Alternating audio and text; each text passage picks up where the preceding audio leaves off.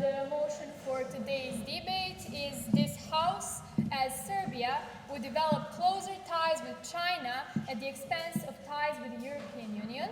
Representing the proposition, we have the team from England, and on the opposition, we have the team from Scotland. From the proposition side, our speakers are first speaker, Alex.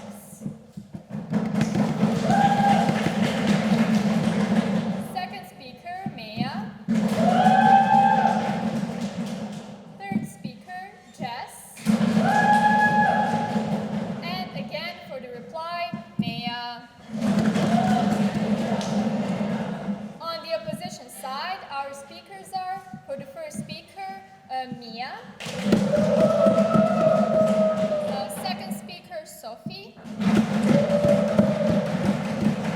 Third speaker, Callum. And for the reply, again, Sophie. Best of luck to both teams. And I now hand over the floor to our chair judge.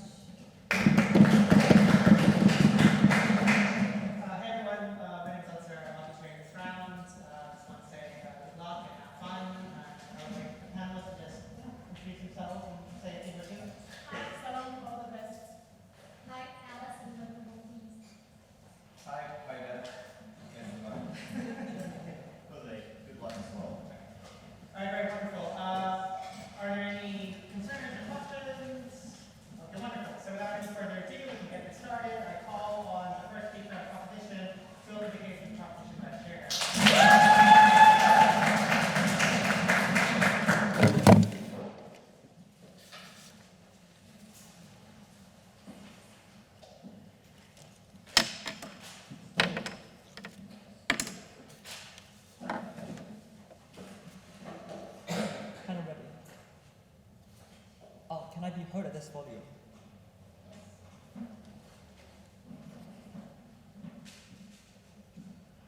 Next to the Crown Plaza Hotel in Serbia, there's a massive Bank of China building. We want more of these. We are very proud to propose 3 things in my speech. Firstly, our stance. Secondly, why China is uniquely beneficial as a partner to Serbia. Thirdly, why pursuing ties with the EU creates massive harms economically and politically to Serbia.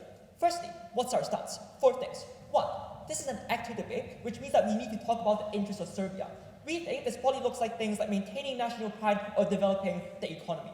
Secondly, what do the ties of China look like in the status quo? We think it looks like things like economic ties. For example, the Huawei building next to the Crown Plaza building as well. Or for example, downstairs of this building, you get a Confucius Institute. We think that because there are similar political situations from Kosovo to Serbia and Taiwan to China, we think that political situations broadly align.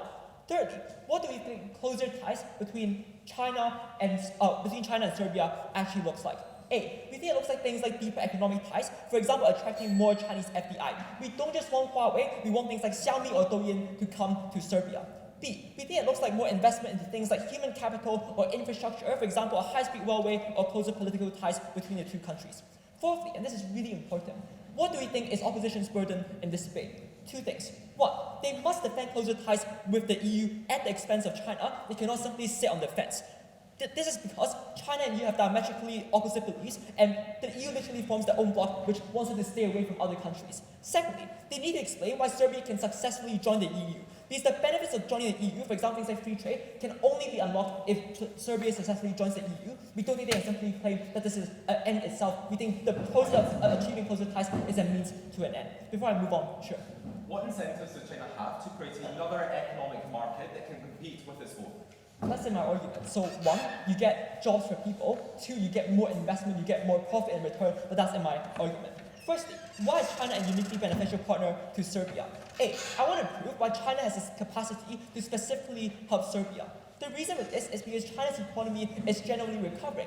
For example, if you think about the commodity markets that are on the rise in China, or the fact that China has the 2nd largest GDP in the world, it is quite clear that China has the ability to help Serbia. This looks like the Huawei building that already exists in China, but we simply want more of this. Secondly, we don't think EU gives you money on your side of the house. The reason for this is because EU labels itself as a trading bloc, and its benefits are oftentimes incredibly indirect. For example, if you join the EU, the benefits is the ability for you to trade with other countries, but they don't give you money directly. They don't give you infrastructure, they don't give you development. For a transitional economy like Serbia, we think that China gives them money more directly at a much shorter pace, which means that Serbia is able to rise up the ranks among the world much more efficiently. The second question under this argument is about incentive. There are three things to observe here. Firstly, China has the incentive to project power internationally. And this takes them at their best and assume, for example, if China has limited capacity, we think there's a massive incentive for them to divert attention from domestic problems. This looks like, for example, the white paper protest in Shanghai or Chongqing in China. There's a massive incentive for China to divert attention by, for example, projecting soft power elsewhere whenever there are domestic problems like a flood, etc., etc.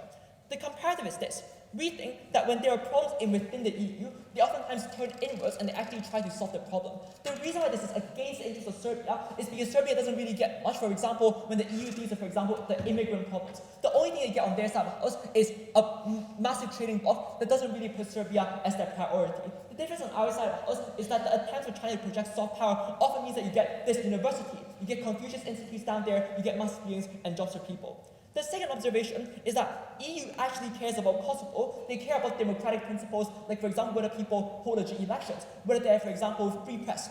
We think that China doesn't care about these things. The reason for this is because we think that China wants allies that are not tied to so-called the Western conception or Western propaganda. This means that we think that there's a massive incentive with China if Serbia is going to pursue closer ties with China.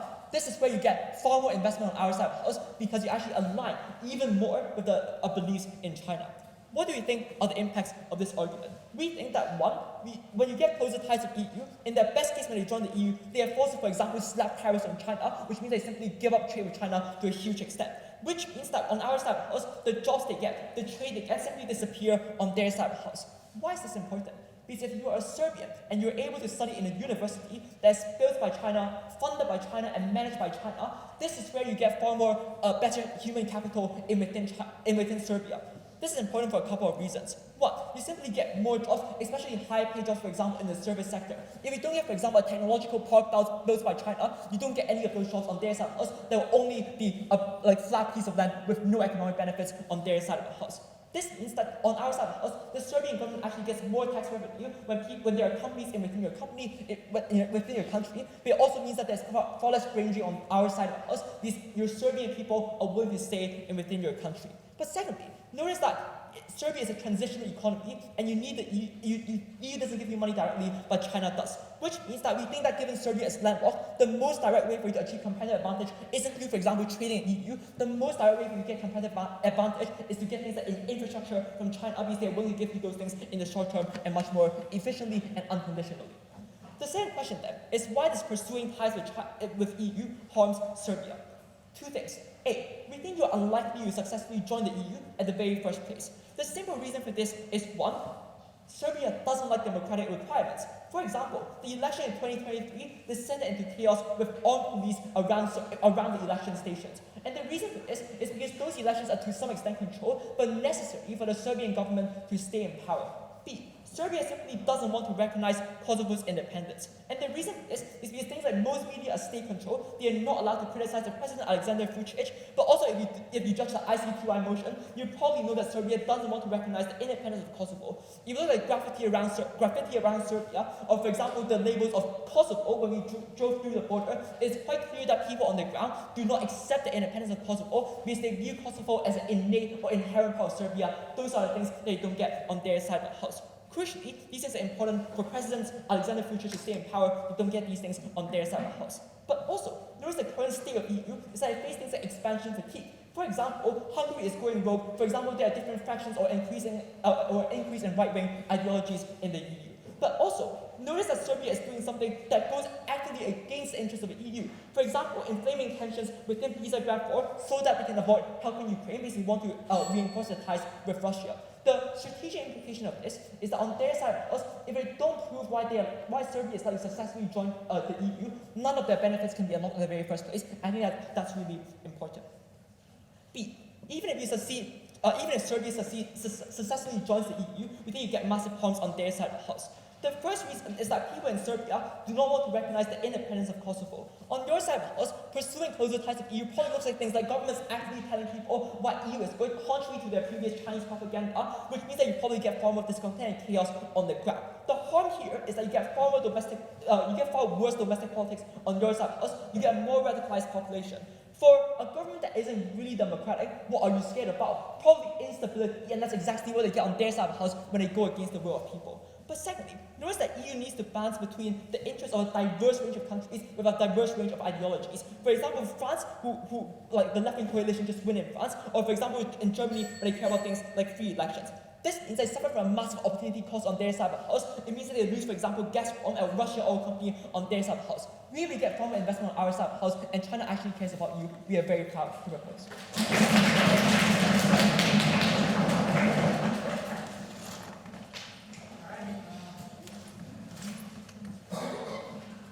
Alright, thanks to for that speech, and to open the case for the opposition, I call on the first speaker here.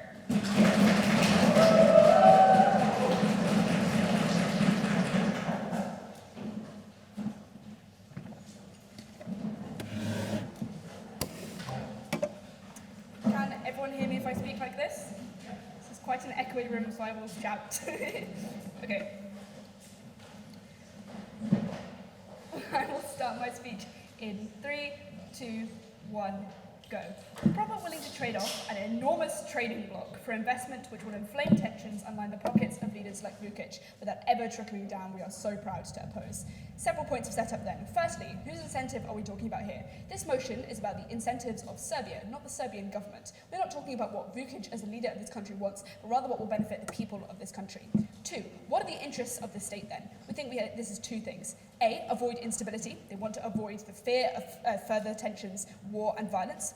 And B, they want to achieve economic prosperity. The only way they're able to do this is by allying themselves with the EU. All of my rebuttal will be integrated throughout. I will flag to you where our material clashes. Thirdly then, on why do we think EU membership is particularly likely? 2 reasons here. A long-term softening of relationships. We tell you that a normalisation of relationships between the EU and the Baltic states is ongoing. The Balkan War did not end that long ago, panel. We think that these tensions take a while to decrease in their intensity, and that is a process which is happening. But B, greater economic cooperation. That is to say, even when, under our side of the House, cooperation with the EU does not look like membership in the present, we think it does look like increased economic cooperation, which gives the EU an incentive to ensure that Serbia is involved in the EU, given that it breaks down barriers to things like trade and makes economic involvement much easier. But let's note at the end of this, the incentive for EU countries to make Kosovo an enormous part of the negotiations is just not that large. Many European countries have specific secessionist movements which they are happy to accept membership for. We have Catalonia in Spain, we have the Belgian Flanders separatists and Bavaria in Germany. Panel, the irony of me debating England on a secessionist point is not lost to me. This means that Kosovo will not make or break the deals that are made between the EU and Serbia. The harms just don't make sense for the EU nations to continuously deny access to the EU on the grounds of secessionist movement, as it concedes that secessionist movements are an incredibly important part of the nations themselves. 4th point of setup then, on why are we still able to get closer ties and why is this still good even without all-out membership? Continued expansions and relationships between EU and Serbia can look like things like increasing trade deals or cooperations on achieving peace in the region. All of this is still extremely beneficial for Serbia. Don't let OP try and tell you that we just have to defend membership. That literally isn't our burden in the motion. But let's note also, the EU just has a huge incentive to offer carrots to Serbia in order to tempt it into cooperation, because the EU needs to have a stable partner in the region that they can cooperate with on achieving long-term peace. This means that even if we never get membership, we are still able to access benefits for the Serbian people, rather than the exploitation at the hands of China, which PROP must stand for. They say that the EU is only willing to give you trade. This is a trade-off that they tell you. They say, we are willing to trade off a huge trading bloc for investment. Look, panel, if we prove to you that investment is harmful, that is just a trade-off that I'm very willing to make. Finally then, on what PROP must defend. Proposition must defend active distance and a trade-off because A, there's an economic trade-off which is needed, B, the EU is angered by their ties, so they are ideologically different and may impose actual sanctions on Serbia to punish them, and C, the EU just doesn't want to help China. That is to say, the EU doesn't want to create economic infrastructure in Serbia for it just to be used by the Chinese government in their profit-seeking incentives. Okay, let's look at our first argument then on the exacerbation of regional tensions. The thesis of this claim is that splitting up the Balkan states between different international powers creates increases tensions and violence and makes war more likely in the region. 2 things to note at the start of this. A, on perception of possible violence.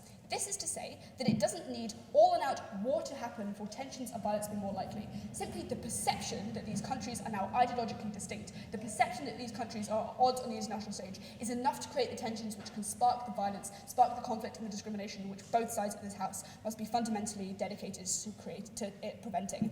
But B, on existence of EU influence in the region. Croatia is part of the EU. Montenegro aligns itself with Western allies. I think this means that the presence of China in this area runs counter to the presence of the EU in other nations. This means that there is an ideological split which is present in the Balkans. I think this means that these countries are moving further apart. Under our side, closer ties with the EU means more economic and social cooperation, meaning that you have more of a connection with these states which are bordering you, and you decrease the ability for tensions to spark in the future, and that is all beneficial for preventing violence in the future. 3 reasons then why China actively creates tensions with its presence in the region. 1, on fewer freedoms between the states. Fewer border crossings because the EU puts sanctions onto Serbia for aligning itself closer with China. Just means that fewer people are able to cross these borders, there becomes fewer social cooperations. I think all of this just means that tensions are more likely, insofar as the unknown other becomes something which you're able to demonize much more easily when you are no longer actively engaging with each other on an international or social level. But 2, China just has an incentive to create backsliding. That is to say, China only operates successfully in this region when it is able to do things like spark nationalism, which encourages the nation to be okay with ideologically distinguishing itself from surrounding neighbourhood countries. This means that it has to create instability in this region in order to get the success that it talks about. It has to fund and exacerbate crackdowns on protests. It has to fund nationalistic politicians or statues of war heroes, because creating these tensions is just something that it's able to exploit to a very great extent. But thirdly, these countries are now just notably opposed on the international stage. That is to say, when there exists a vote on putting sanctions on China in the UN, we think these nations are now on opposing sides of the international voting system. We think this means that people are able to very clearly see that their nations are now distinct. Do you know when that last happened, panel? At the outset of the Balkan War. We don't think that we are willing to return to this world where these nations feel separated, because we know that the consequence of that is deadly. Impacts then, twofold. A, they are the side that create long-term tensions by allowing China to exacerbate the issues within this region for their own personal gain. This is deadly and harmful for everyone involved. But B, they just create the breakdown of communities. Insofar as the Balkan states are characterized by a great amount of intercommunal mixing, we think that under their side, where they risk separatingness, where they risk breaking these bonds, we just think tension is more likely insofar as the faceless other will always be easier to say is negative. Before everyone will move on to proving an economic harm, I'll take the point. Every EU country is forced to start common external tariffs as long as Serbia isn't a member of the EU. How do you get any economic benefits without the EU membership? Because, as this economic argument will prove to you, the EU has an incentive to invest in Serbia. But also, even if that is not true, the way in which China exploits these nations economically and socially is just far worse than any harm Prop tries to push on us. Economic harm on propositions then. Let's look at what China does in Serbia. Serbia has no natural resources, and as Prop pointed out to you, it is a landlocked country with no port. It also has basic infrastructure. That means that the Chinese plan in the African states is just never going to work in Serbia. They just have to have a different model. China also, as we flagged to you in the POI, does not want to create competition. That is to say, China currently exists in an economic world of primary and secondary sectors, but it is increasingly moving and expanding into the tertiary ones. We think, therefore, it has absolutely no incentive to create Serbia as this economic powerhouse, because all that does is it increases the competition for their goods on the international market. This means 2 things. 1, their investment is just minimal insofar as expanding these industries and creating competition is just not good for them. But 2, they are more likely to do things like fund white elephant projects, which look good or make people think that they are doing something beneficial, but actually don't have any ability to help the people of the nation. They say that they get investment over trade, but because this investment is literally exploitative, it doesn't matter that this trade-off is something they get.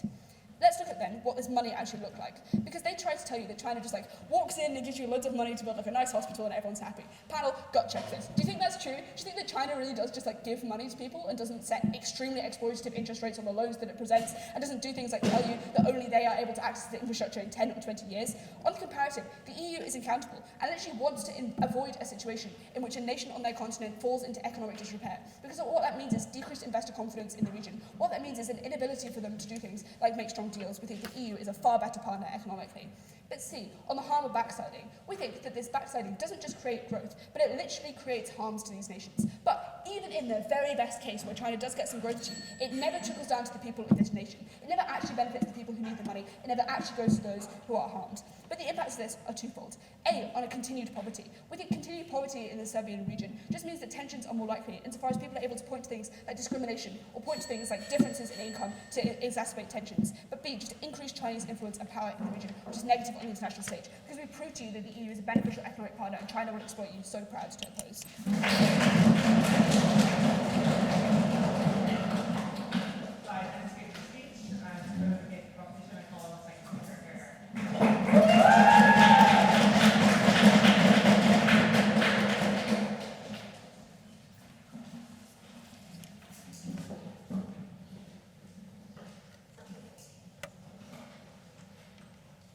Scotland tell you to gut check our case, then they stand up and tell you that Serbian tensions with Croatia and Kosovo are going to be solved by more border crossings, by simple contact theory. They stand up and tell you that China doesn't want to invest in Serbia because it fears that Serbia is going to compete with China, the second largest GDP in the world. Panel, I think it was their case that was implausible. I think we clearly take this debate. A few things in this speech. First, rebuilding Alex's case after the very, very scant integrated responses we got from First Stop, then rebuttal to their arguments, finally a new argument on why moving closer to the EU requires active concessions and sacrifices from Serbia that will only hurt and undermine the Serbian economy. First on Alex's case, what does he bring you? He tells you first that ties with China benefit Serbia economically, that China has capacity to help Serbia, and second, that China has the incentive to help Serbia. How do they engage with this? Well, panel, they don't really. They kind of provide a clashing argument, which is really just a contradictory claim. But ultimately, they do not provide any direct response to his explanation as to why China has the capacity and incentive to help. That's really damaging for them because of all the impacts he brought you on why this creates jobs in Serbia, why it's so beneficial, why is this unique way for a landlocked economy that is no longer going to be relying on manufacturing and primary sectors, why this is the only way for a country transitioning into the service sector to fill that gap in its market, to get investment from companies like Huawei that we think are going to provide these useful jobs. He told you it's the only way for a country that, like the education system, to get funding from China, funding new universities, so that people are no longer moving abroad for education, so that they're no longer living in, so that you no longer get this brain drain effect, so that rather they live and work and study in Serbia and create new jobs that way. And look, the impact of this was absolutely massive, because as they can see, the metric on which they want you to judge this debate is economic success. On their own metric, we're winning. Now, this claim, we think, is enough to win us the debate independently, because we think the economic impact of Serbia exceeds everything else. No, thank you. We think it is absolutely essential, like it is probably Serbia's top priority at the moment, in their own words, in the interest of the Serbian people, to get this kind of investment. So in the absence of any direct engagement, this stunningly unresponsive case, I think if they're going to backload all of their rebuttal, that is a little bit unfair.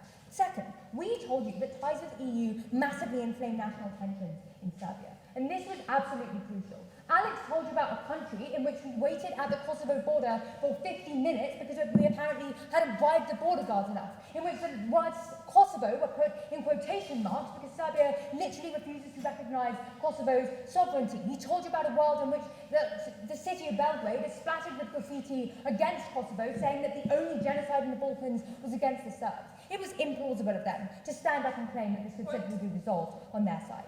Now, this was absolutely crucial because the concessions that the EU asked you to make are immense. This looks like asking Vucic, like even in the least extreme cases, to sit at a table with Croatian leaders because Croatia is also in the EU. This looks like asking them to recognise Kosovo's legitimacy. This is literally on the info slide, guys. Don't let them get away with asserting that it's not part of the debate. We think that is massively influential because when we tell you about the huge tensions that still exist, about how in their own words they're trying to build statues to war heroes, they wanted to build a statue of Milosevic in a park in Belgrade. We think it is very clear that when you ask Serbia to recognise the sovereignty of Kosovo, that creates enormous tension. That inflames tension. That means that you might literally get riots in the streets that totally undermine the stability, the economic benefits. That is the point at which you get people actively going out and rioting. That is enough to win us the debate because the tension, the instability, the economic damage they create is so massive. Having established that, we're already ahead. Let's deal very quickly with their case. First, on this weird burden push that EU membership is likely because there is a current softening of tensions and that the EU doesn't have an incentive to emphasise membership of recognising Kosovo. First, The EU has not been letting Serbia join because Serbia will not recognise Kosovo. Like, guys, like, you may not have spec knowledge on this, but like, you could at least have read the info slide. Like, this is literally the problem. This is the reason, and thank you, why like the EU won't let you join. I think, frankly, comparing it to Catalonia or to Scotland is just a little bit implausible. It's a very unique scenario. Like, see the ICTY motion, guys. Like, it's not really the same thing at all. We think there's a massive reason for the EU to like emphasise that like acknowledging Kosovo is an important part of this.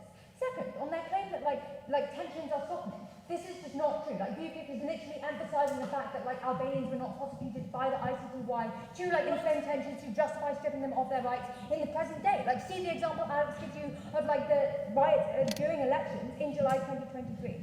Finally, on their claim that you can just increase economic cooperation, absolutely no explanation as to what this actually looks like. We just don't think it's true that like Serbia has a whole load like that they want to offer you in this case. Second, on their argument that splitting up the Balkan states creates tensions, they give us like two reasons for this. They say first that like you can have border crossings in their world and that you don't want to create the perception that these countries are moving apart. Panel, there is already a perception that these countries are moving apart because they're literally going to the ICC and suing each other for conducting a genocide. Like, I think it's pretty clear that they're not fixing tensions in their world. Second, on their claim that China will fund and worsen nationalism, I think we flip this on our side, because China has more of an incentive to create instability in your country if you're allying yourself with the EU. When you're allying yourself with China, they obviously don't want to see their Huawei officers vandalised. They obviously want to see more stability in our world. Second, on their claim that China is economically harmful, and they basically just run stock analysis here about why they think China is damaging.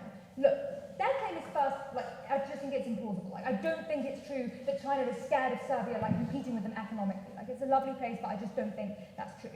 Second, on their claim that China is going to be a loan shark, this just fails to engage with the nuance of what we brought you from first. Because we were very clear in our explanation that, yeah, the strategy that China used in Africa is probably not going to work in Serbia, because Serbia does admittedly have more options. But what we tell you is that China has an incentive to fund services in Serbia, that China has an incentive not to be a loan shark, because there is already scrutiny on China's behaviour in that respect, because China actually wants to be able to trade with Serbia because they want to win them over. So we just don't think that the stock analysis on why China is economically harmful is actually true.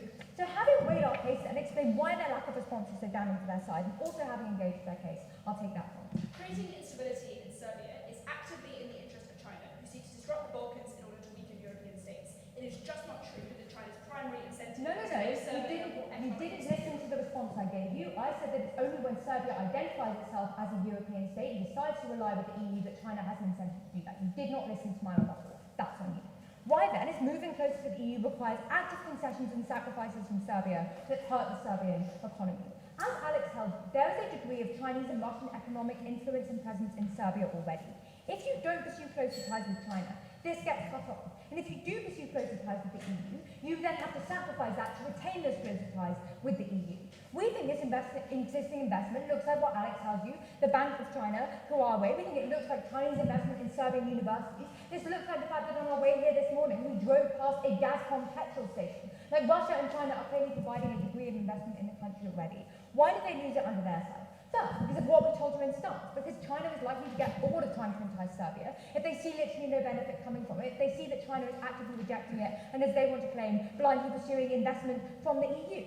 But second, from the EU, they are not going to let you strategically, even if you are just trying to pursue closer ties rather than active membership.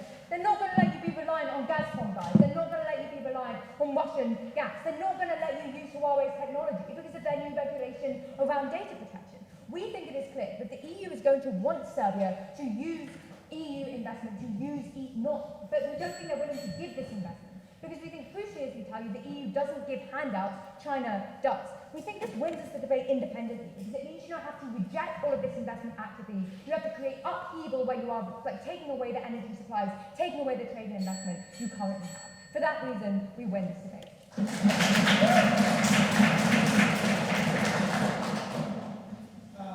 Thanks for the speech, and to further the case proposition, I call on the second speaker.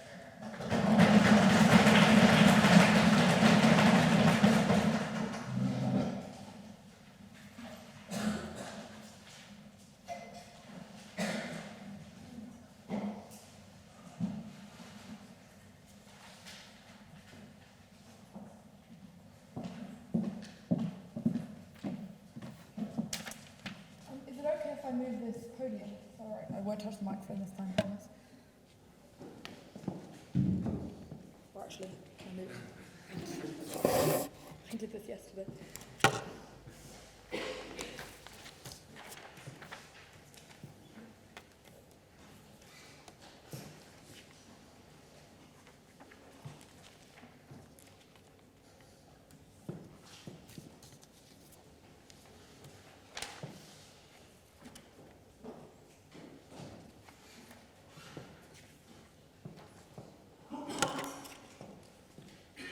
Okay, can everyone hear me all right? Great. Okay, I'll start in 3, 2, 1.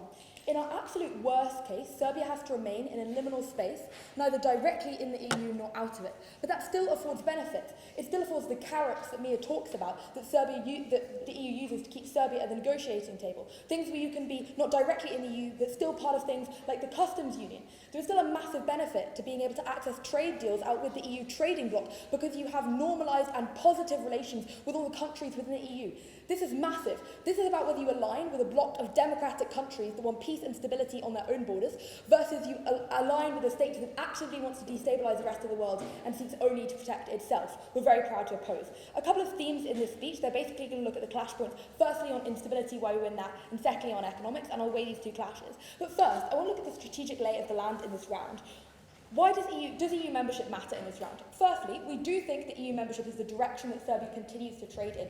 Notice that negotiations to join the EU do just tend to take very many years for many countries. Just because they're ongoing now and haven't totally finished now doesn't mean they will never continue into the future. And we've told you they've been negotiating for an extremely long time. That both actors here have put in a lot in these scenarios. The EU doesn't want to drop Serbia because it knows if it suddenly drops Serbia, or just Serbia gets so tired 5 years down the line, the pivot would be even worse to China or Russia. In these scenarios, the EU just wants to keep Serbia on side. It's already got its ally Croatia. We think the EU wants to negotiate in good faith, but it has standards it can't compromise on.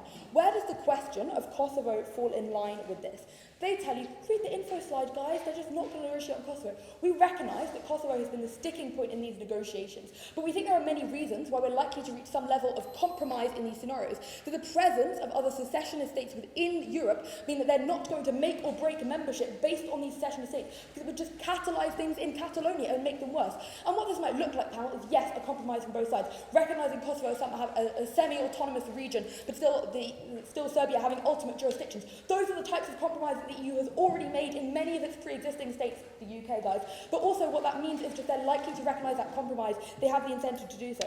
But additionally, notice, this just doesn't really matter in the round, because we can still win even if you don't access things like the trading bloc. Because notice here, if we're saying that Serbia is going to pursue good relations with the EU, that assumes positive incentives to interact with the EU. It assumes that Serbia is going to pivot to cooperating with the EU regularly. And what that looks like is having regular summits with leaders, building active relationships, turning to the EU in times of difficulty and crisis, asking for their support on economic difficulties, lobbying to join things like customs union as a stepping point. So all of those things still apply in a world where they don't access membership. We just think it's far preferable to the alternative, even if that is watered down. That out the way then, let's engage firstly with this point on instability. I think the way they try and flip this in the round is to say, oh, but Kosovo will be very unstable, and that's the instability that matters in this round. I think, panel, the reality is any dramatic pivot on Kosovo will cause instability, i.e. a pivot to China, which guarantees Kosovo will never get liberation, will also cause revolts by Kosovans or by people who support independence. So that is also likely to create problems with Kosovo. So the issue here, panel, is Kosovo is already a region that's incredibly unstable, and any dramatic pivot in who we align with will anger one of the sides. What then the delta lies in is how you relate to other countries who exist in this context. Maya tries to frame this out in the debate by being like, oh, there are current instabilities under the status quo, and that means that you don't get delta. But just because there is current tensions doesn't mean that it can't just get massively worse, panel. We give you structural reasons as to why this is likely to be damaging, because we think with the EU you're able to minimise these things. If you want to guarantee that the talks with the EU have next month go through, you have an incentive to not have your nationalists do a violent rally in the streets that mean the EU would cancel those negotiations. So it looks like governments erring on the side of quelling tensions on our side. They tell you China doesn't want instability when it's invested, but it will try and stoke instability if it's not invested. China doesn't care about instability because it will just tell Vukic to crack down. It doesn't care if there are protests on the streets because it will just fund Vukic having a more well-armed police force to crack down on them. Instability is not a problem that China cares about. Rather, it actively benefits from it because it will improve the authoritarianism of the government, which means it has more of a stronghold on that country. Comparatively, China just lacks the ability to create instability under the status quo. They tell you the status quo investment looks like things like Huawei, because when you don't have a direct political relationship with the government or economic strongholds within the region, your capacity to funnel in instability is really, really limited. So that response from Maya just didn't work because they don't have the capacity under status quo, but incentive under their side. What do we tell you instability looked like in these scenarios, right?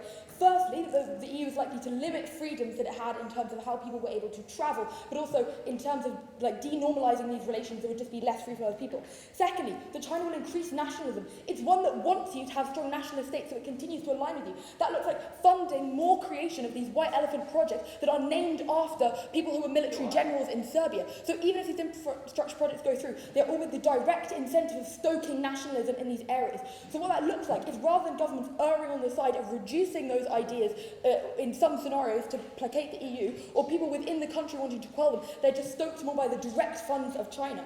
But finally, the notable opposition on the international stage is also something crucial. This looks like Croatia and Serbia diametrically opposing each other on votes within the UN. And these optics just show that you're no longer aligned. It looks like leaders no longer having any kind of relation.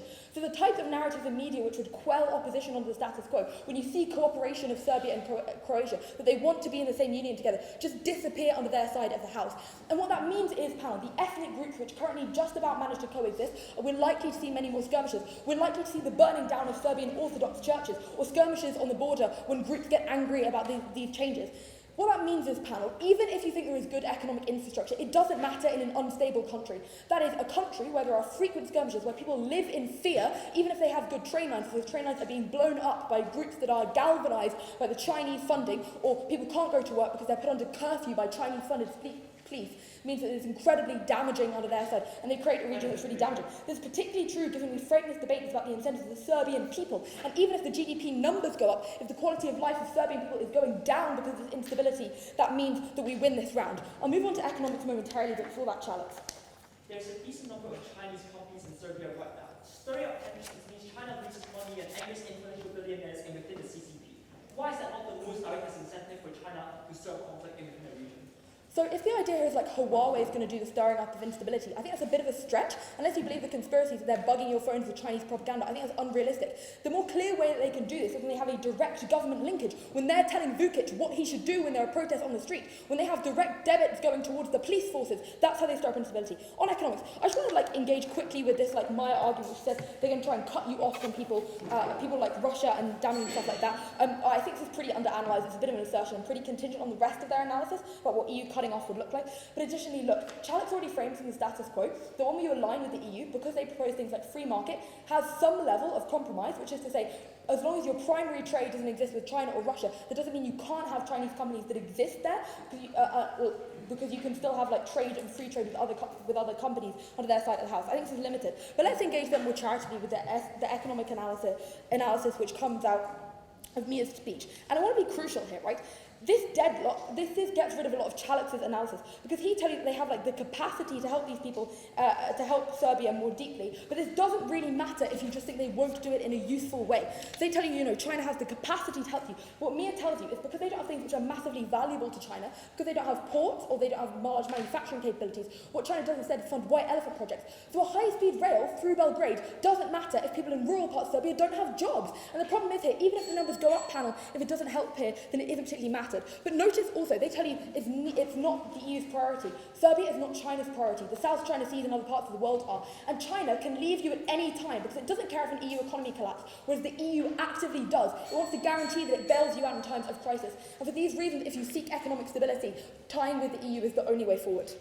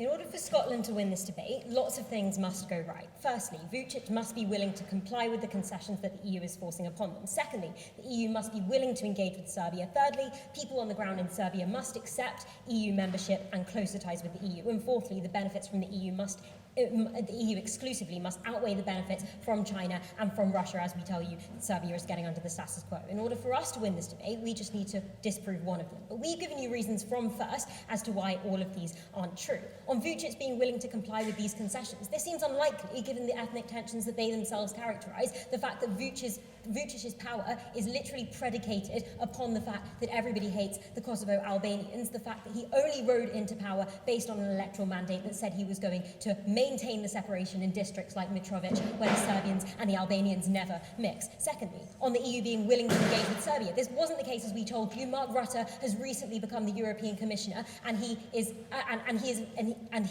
repeatedly talked about the expansion fatigue of the EU, the fact that there are nations like Hungary who are engaged in democratic backsliding, and the fact that the EU doesn't want to draw in other nations who are also engaged in democratic backsliding into their fold. Thirdly, people on the ground in Serbia accepting this. This is very unlikely. Even if people in Serbia wanted to join the EU in 2009, the EU has stopped them joining for 14 years since then. As a result of that, there is huge anti-EU sentiment on the ground. Comparatively, people like the fact that they can get a railway because of the fact that China has built it. I don't care if they call it a white elephant project, because people on the ground in Serbia don't see it in that way. Lastly, on the benefits from the EU outweighing the benefits from China, in order to actually get any economic benefits, that needs to be agreed upon by everybody else in the European Council. That probably isn't the case, given that there's huge anti-Serb sentiment within the EU, particularly from nations like Croatia, which they recognise are in the EU. So any economic benefits that they want to get aren't going to actually trickle down to the people that they care about. But even if that isn't the case, note that for every ounce of political capital that goes into trying to please the EU on their side, the benefits that Serbia extracts along the way are very minimal. Because when you're not in the EU, you don't gain a lot of benefits because of the fact that the EU wants you to join because it wants to have control over you. So even if you buy that the end goal of joining the EU and being in the EU is better than what we give you of Chinese investment, all countries are risk averse. And if I ask Vucic, would you rather have universities, ports and railways in 1 year, or potentially the ability for your citizens to cross the border to Albania in 10 years, and by the way, that's not even certain, he would definitely choose the former. And that's why we're winning this debate. 3 things to talk about in this speech. Firstly, on Maya's split. Secondly, on Serbia's economic state. And lastly, on its political situation. Firstly, on Maya's split, because what she tells you is that when you try to move closer to the EU, at that point, you are likely to get China pulling out, you're also likely to get Russia pulling out. This was really, really important because of the fact, but for 2 reasons that can win the debate outright. Firstly, if you accept Scotland's characterisation of the Serbian economy as bad, as deprived of natural resources, they risk tanking it even further. And this comes prior to any benefits that they bring you, because as soon as Serbia does start making moves to join the EU, all of these, Russia and China are likely to start pulling out, or at least not investing any further. And the EU is going to think, well, that's our job done. Now Russia isn't trying to bring Serbia into its fold. We don't really need to take Serbia in anymore, or at least, and for that reason they are unlikely to give any significant benefits to Serbia. The risks of this are huge compared to the trajectory under the status quo of Chinese investment, of Russian investment. Just walk around Serbia and you can see the benefits of that. But secondly, people are going to get incredibly angry when they start seeing this investment that has benefited their life being pulled out. Because when Chinese investment and Russian investment is withdrawn, that's when you get instability, that's when you get people rioting, and that's when all their political material actually ends up falling on our side. Second thing to talk about then is the economy of Serbia, because their main push here is that Serbia is likely to join the EU because of its long-term softening in economic cooperation. We've already explained to you why expansion fatigue means that this isn't going to be the case, but a couple more responses to this. Firstly, if the EU accepts Serbia, it's probably going to have to also accept other post-Yugoslav countries, otherwise there's going to be a huge amount of backlash. As a result of that, the acceptance of Serbia is going to take a very, very long time at best, or is never going to happen at worst, because of the fact that the EU doesn't want to take in all these countries that are engaged in the process of democratic backsliding. Secondly, because of the fact that the European Council does need to vote upon this, other countries doesn't want Serbia to join to come into the EU, doesn't want Montenegro to come into the EU if they are close to Russia, as they are under the status quo. For that reason, again, the process of joining the EU is actually going to be very delayed. And lastly, of course, on the issue of Kosovo, because they are very disingenuous here. They say Kosovo isn't going to make or break the situation. Look, disagreements over Kosovo as an independent state are literally the condition that the EU has put on Serbia joining for the last 15 years. If it lets in, if at this point it decides to drop the issue of Kosovo, as Scotland seems to think it will, the EU looks incredibly weak. The EU isn't likely to do this, and also this is likely to strengthen Erdogan's rhetoric, Orban's rhetoric, the rhetoric of these other countries that are engaged in the process of democratic backsliding, because if the EU abandons its principle on Kosovo, at that point these other nations that are also democratically backsliding are able to gain leverage over the EU, are able to say, why aren't you letting us do the same, and the EU has to bow down and capitulate to that. Even if you buy everything they tell you on the interest of the EU to bring Serbia into its fold, its primary incentive is probably to retain its legitimacy with the members that it currently has, and that's why we outweigh their claim there. The second claim they have is that the EU nonetheless wants to offer carrots to these nations, so they're going to gain some sort of economic benefits. The first question here is, why would nations still join if you were able to have a harmonious relationship with the EU but still be able to retain autonomy? They can't, and the reason for that is the EU does gatekeep its benefits because it wants countries to join, because it wants to have control over their monetary policy. At that point, the EU is likely to keep any benefits that they want to claim of trade deals behind closed doors. And also, I'm really unsure what the trade deals that they claim look like on their side, given that they say Serbia has no resources independently.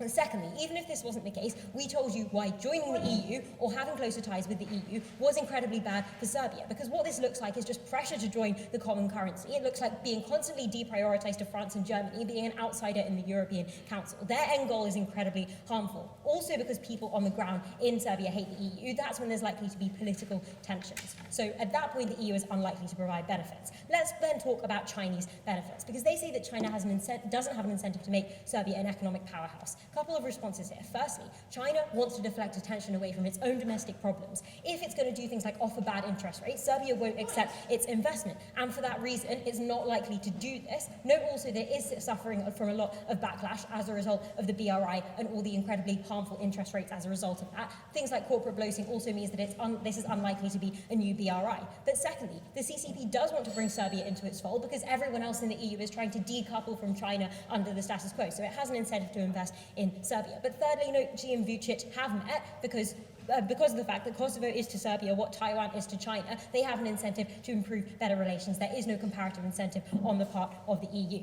We think that this is probably the most important thing in the debate, because when the economy is built up, political tensions are likely to decrease, and we would far rather prevent riots in the first place than crack down on them, which is their best case. Lastly then, let's talk about the political claims that they bring, because they claim that China has an incentive to stir up violence. Couple of responses here. Firstly, Chinese companies are already in Serbia. If it does stir up any violence, China is going to lose a lot of economic benefits. That's going to bring even more instability within China. China doesn't have an incentive to do this. But secondly, even if China does sow tensions, this is absolutely fine because it's not against the interest of the Serbians. Scotland might have a liberal bias, but Serbians don't want to start crossing the border to Albania. They want to disavow the existence of these Muslims. They want to never go to the Mitrovica district because of the political propaganda that tells them constantly that the only genocide in the Balkans was against the Serbians. They're the only side that are dramatically pivoting allegiances. This was harmful for the politics of Serbia, harmful for the economy. We help both. Very proud to propose.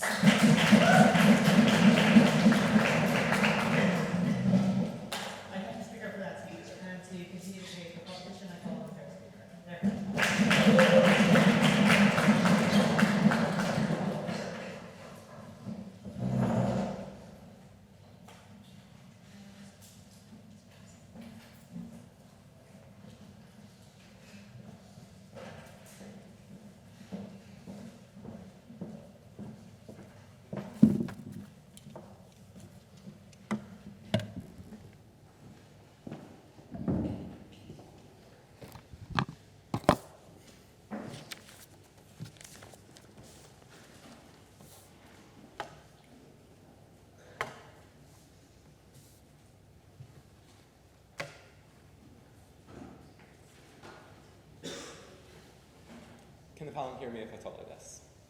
Great. The problem with proposition's case in this debate is they rely on one ridiculous assertion that they never analyse, that China is going to drop all its predatory practices, that China is suddenly going to become this great benevolent actor that cares about the Serbian people being educated, that cares about their hospitals, that China suddenly becomes selfless and cares about others. They never analyse that, and simply that is not intuitive. If we prove to you that China loans are exploitative, if we prove to you that China's development is harmful, all their claims about getting more investment under their side of the house can be true because we tell you that is bad. We are fine with less investment if that investment is good. Let's look at three things in this speech. First of all, what is the stance in likely world under either side of the house, looking at the process of membership? Second of all, on the economic clash. Third of all, on tensions. First of all, let's look at the process of membership and what either side looks like. We tell you that the conditions that the EU places on Serbia is likely to change over time. We give you three reasons for this. One, relations are likely to normalise. If you begin, no thank you, trading on a small level and suddenly people start coming across your borders because you lower the visa requirements, there is going to be normalisation of relations. The people in the countries such as Croatia, such as Germany, are not going to see Serbia as such an outsider. Second of all, when you become economically intertwined with a country, you're going to want to increase that economic dependence and that economic benefit. If you start trading with Serbia, you want to open them to the free market so you can get more of that benefit. And thirdly, we tell you the EU has secessionist states, which means it doesn't really care about Kosovo. The thing they tell you three things.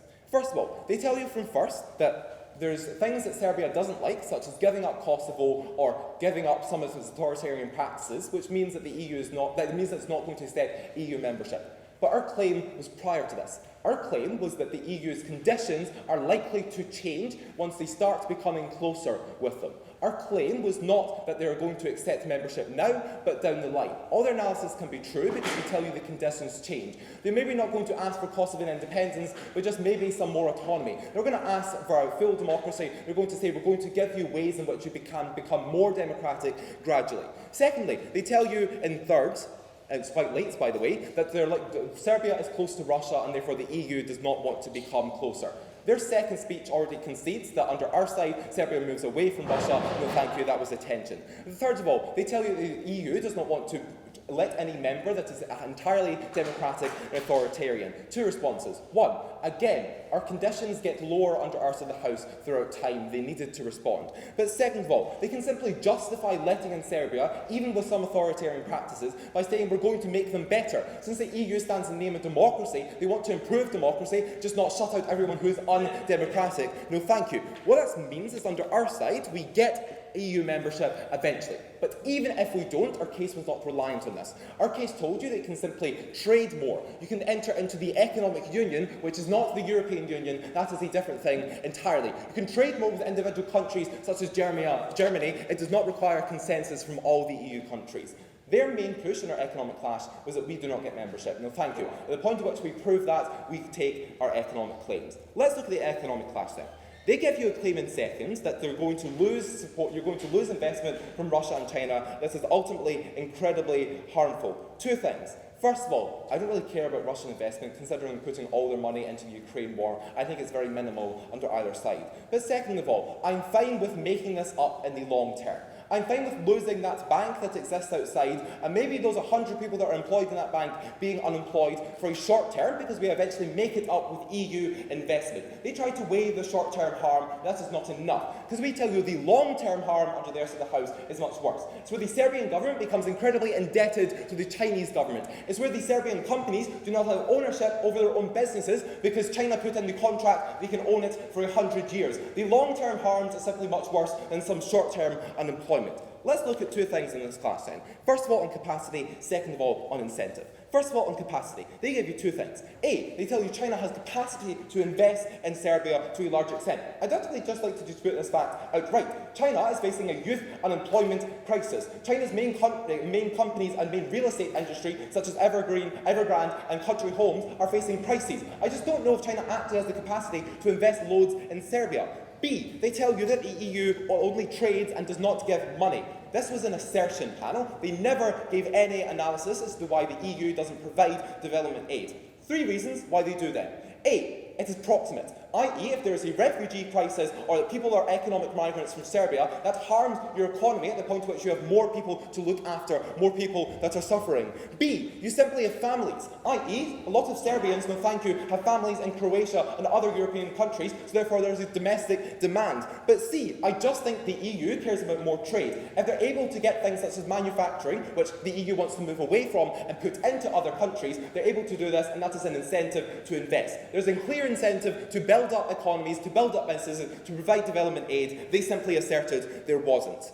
What this means is we have capacity to be able to get investment under either side of the house. But even if China has capacity to get more investment, I am fine, because they have poor incentives. What they tell you is that China wants to project away from its domestic problems, and therefore they're likely to do two good things. 3 problems with this. First of all, I just think China is able to, thank you, to project to other things, such as the Taiwan problem, or things such as in the Southeast Asian Sea. I don't know why they're projecting the focus onto Serbia. Second of all, I want to flip this, because the way they project away from their domestic problems, and the way they project away from the EU focusing on those domestic problems, is by creating instability in the EU, by creating problems in Serbia, which overflow into the rest of the continent. That is how they put the wool over the European Union's eyes. That was a mistake. They tell you that the European Union focuses internally. We've already explained why they're likely to want to invest in Serbia, because it is proximate, because they access trade. No, thank you. What this means is China does not have good incentives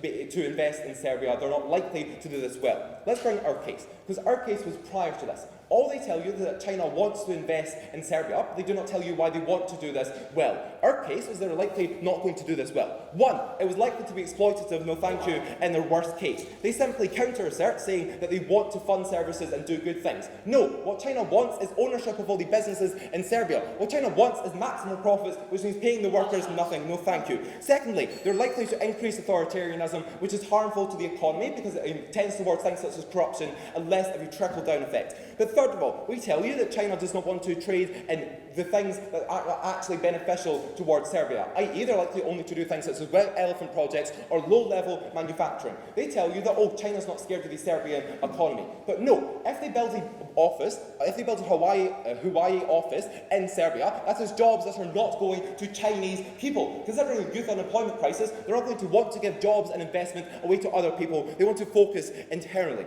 What this means is, in their worst case, these loans are exploitative. In their best case, they're simply useless. Even if there is less investment under our side of the house, that is beneficial because the EU cares about Serbia, but also has democratic checks and balances. China does not. Therefore, we win the economic clash. That was their main push. Let's look at tensions, because Sophie has already largely dealt with this. They tell you they do not want Kosovo to be recognised, therefore there's going to be domestic stability. 1, this is contingent on the first clash. If we prove to you the negotiations mean that you do not need to give up Kosovo, this whole claim falls down. But second of all, Sophie explains why Kosovan instability is likely to exist under either side of the house. Because when you ally with China, Kosovo is going to up the ante and rise up, because they do not want to associate with an authoritarian power. We tell you why there are likely to be more tensions under their side of the house, because of the Croatians. The only response we get is, no, these tensions already exist, but this is about making it worse. This is about increasing instability. For all those reasons, so proud to oppose.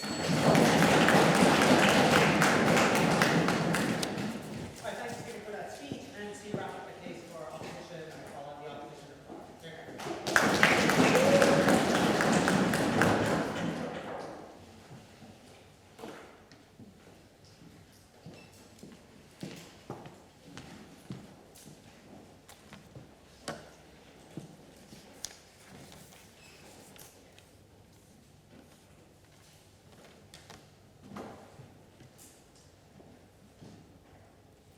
Okay, can everyone hear me? Panel ready? Great. Okay, we'll start in 3, 2, 1. The arguments that side proposition give in this round are exactly many of the reasons why self-incentivized leaders look to China. Because they know their pockets will get lined, they know their authority will get entrenched, they know that their position is safe. What is not in the interest, though, is of the people. It is not in the interest of the nation to cultivate instability, nor to put themselves in economic holes which are going to be impossible to dig out of. Those will be my 2 clashes in the speech. But firstly, on the question of EU membership. We told you this just wasn't a make or break for whether we won the round, but that it was likely that we did get EU membership, that we did get access to that trading bloc, that we did get all those benefits. And we told you this because pursuing those closer ties, meeting with the EU more frequently, forming more individual trade deals, engaging more in discussions, likely led to the reducing of conditions on that EU aid, on EU membership, likely led to the compromise over the issue of Kosovo, as aligns with many of the incentives of the EU powers, that crucially the EU would rather have Serbia as a friend than a hard pivot further down the line when they're even more angered to nefarious actors that they saw as damaging. And for these reasons, the turn towards EU membership was always the most likely outcome. But even in our worst case scenario, we told you that China was always going to be a worse alternative, that this liminal space still provides benefits, the potential to join the customs union, to still have development aid even when you exist outside the EU as a carrot to keep you at the table. And for these reasons, it was still preferable. Firstly then, on economics, what did we tell you that China does? And I want to flag that this is all very charitable to Chalix's analysis from the beginning. It accepted that China has a lot of money that it's willing to invest elsewhere, but it told you what would be invested badly in the context of Serbia. Firstly, that Serbia just lacks useful things for China. Their clash with this was that China wanted to expand internationally, but that didn't engage with the specifics, that it lacks the incentive to provide massive investment to Serbia because it lacks the type of things like ports or natural resources that often incentivizes China. Therefore, this would be very limited. It's a very minimal priority comparative to regions like the South China Seas. But additionally, because it benefits little, this is a primarily political move for China, which is why they're going to do things like build statues in squares of Belgrade that make China very visible, rather than investing in longer development programs which aren't going to shift the dial for a longer time, but would have better benefits down the line. But why do we think, even if they invest in infrastructure in the here and now, it's still a bad economic investment? Because we told you that these are going to be high interest and damaging loans.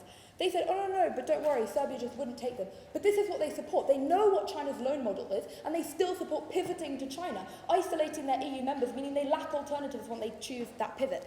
And what that means is you are still going to be in these positions where you're in debt 10 years down the line, where you lack control and autonomy over your economic resources, which ultimately minimize development. But finally, that there were massive harms of authoritarianism.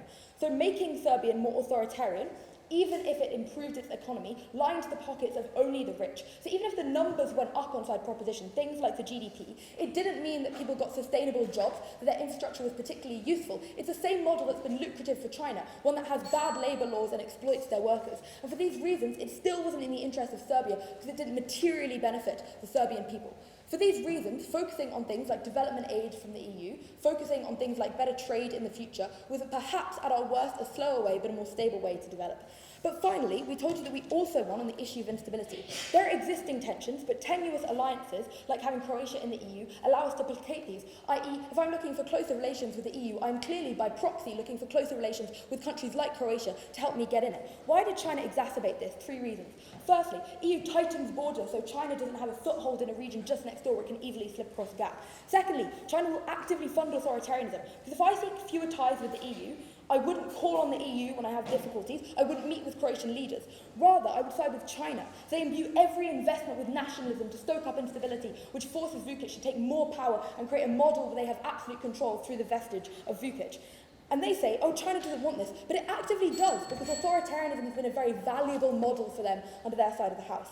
And what this meant was that instability, and this wasn't about Kosovo, because Kosovo instability on any decision will cause a change from the status quo, but rather we get more things like skirmishes, or even if I have a job and I'm a Croat, I fear for my life on the train. And what that means is this instability was always going to harm people's day-to-day lives, even more than this economic clash. For these reasons, opposition.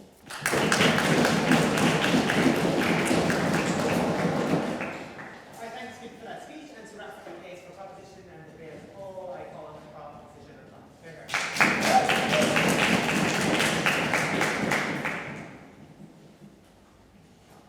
Scotland lose this debate because they came to a country and they presumed to tell it what it should do with its future without knowing any of its past or present. They told you that opening borders would heal the wounds of the Yugoslav wars.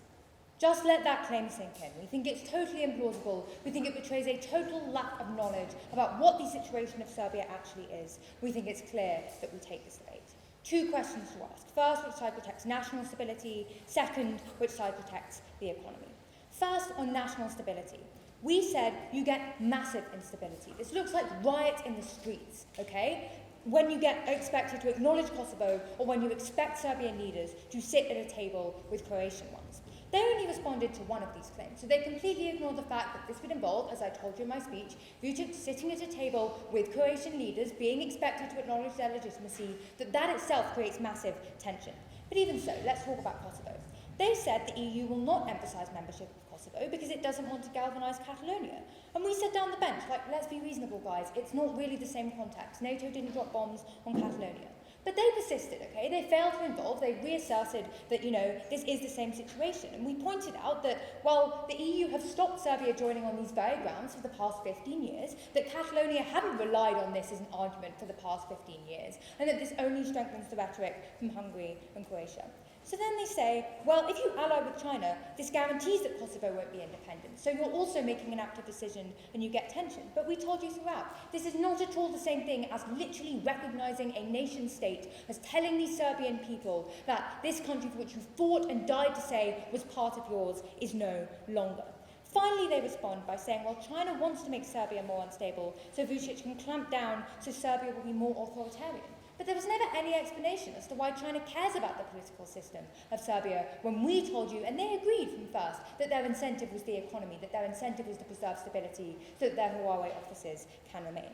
Their claim on this clash was laughable. It was that China splits up the Balkan states and creates tensions. We said the reason for tension isn't because Serbia has Huawei and Croatia has Microsoft, it's because they're suing each other for genocide in the ICTY. It's not a lack of migration between these countries, it's because Serbia shows up to the Euros and chants, kill the Serbs. We gave you these responses in second. They blindly reasserted their case. They failed to engage with our argument. They failed to engage with the reality. But they concede in second that the economics don't really matter. If you literally have people turning out and saying, it is not fair that our Prime Minister is sitting at a table with the Croatians, who we believe are war criminals, who we believe have persecuted us, who we believe deny the very legitimacy of our state. We told you that hurts individuals on the ground because they feel massively disenfranchised. That is the point at which you get mass protests. And yes, you get more clampdowns, you get more authoritarianism, you only get more persecution, you only get more pain. But even so, let's talk about the better economic prospects, because we think while they stake their claim on one part of victory in this debate, we had multiple. They said the EU is a big trading bloc.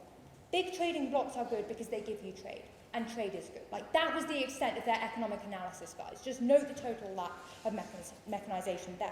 We said, but they're not joining the EU, they're not joining the big trading bloc because the EU won't let them, and they're not going to let them join the customs union either, because the EU has an active incentive. We gave you this in stance, check your notes, not to let Serbia join, not to pursue closer ties with Serbia, because they're busy with Ukraine, because they want their economic resources to go elsewhere, because Serbia is creating tension in the Visegrad War by actively blocking aid to Ukraine, and because they don't want a critical mass of authoritarian countries in the EU to ally with countries like Hungary that are already pushing economic backsliding.